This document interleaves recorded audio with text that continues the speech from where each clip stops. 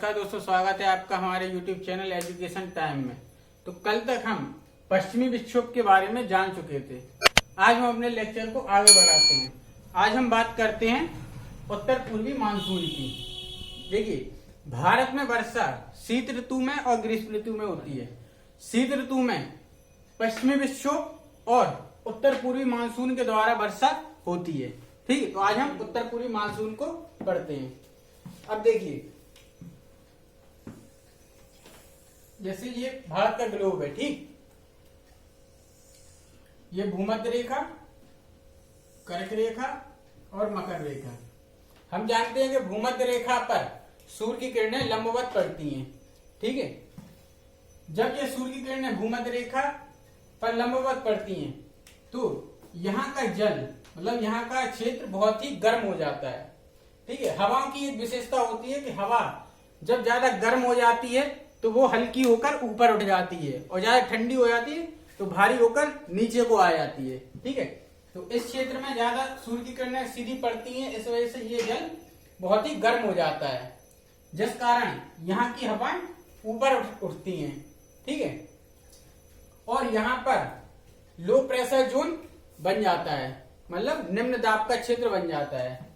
यहाँ पर निम्न दाब का क्षेत्र बन जाता है। जब यह निम्न दाब का क्षेत्र बनता है तो उत्तरी गोलार्ध और दक्षिणी गोलार्ध से इस निम्न दाब के क्षेत्र को भरने के लिए हवाएं चलने लगती हैं।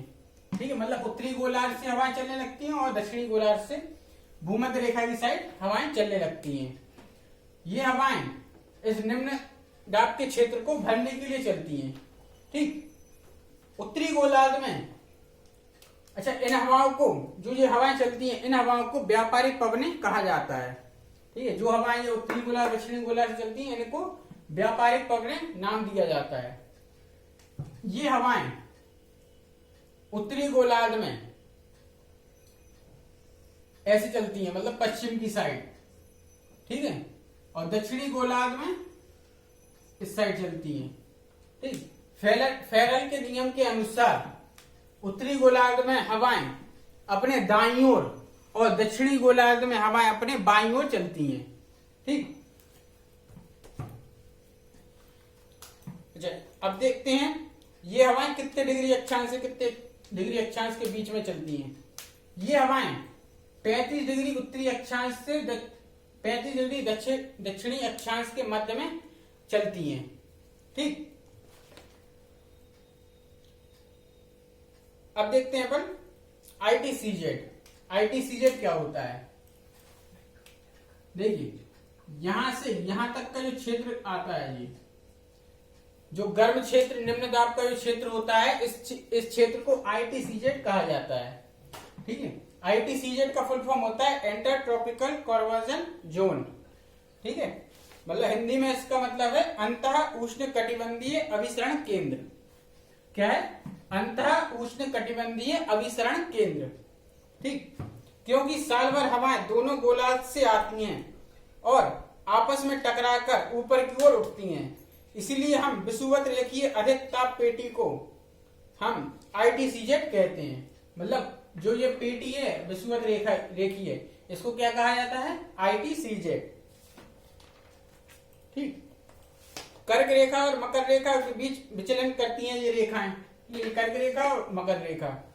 ठीक, तथा सूर्य उत्तरायण और दक्षिणायन होता रहता है।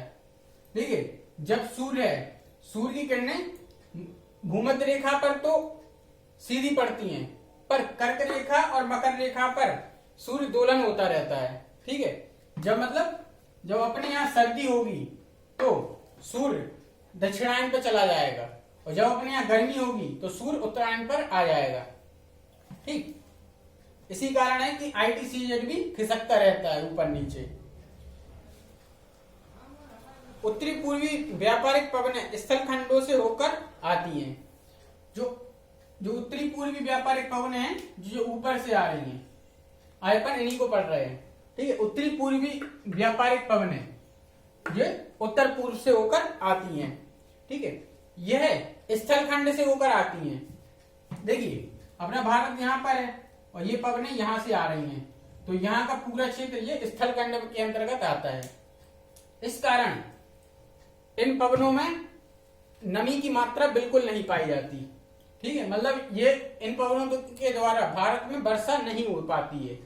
लेकिन इसकी एक अलग बात यह है कि जब यह पवनें बंगाली खाड़ी से होकर गुजरती है, मतलब यहां से ऐसी आई और बंगाली खाड़ी से होकर गुजरती है, तो बंगाली खाड़ी से इसमें नमी आ जाती है। इन पवनों में बंगाली खाड़ी के द्वारा नमी प्राप्त हो जाती है और यह पवनें यहाँ तमिलनाडु के कोरोमंडल के तट पर वर्षा करती हैं।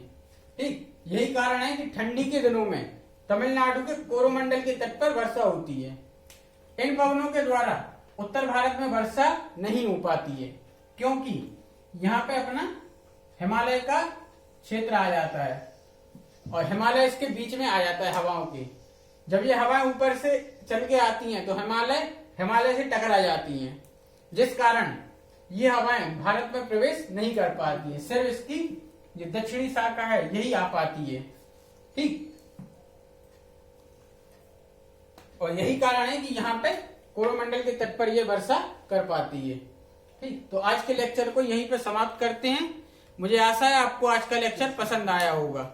अगर आपको आज का लेक्चर अच्छा लगा तो चैनल को लाइक, शेयर एंड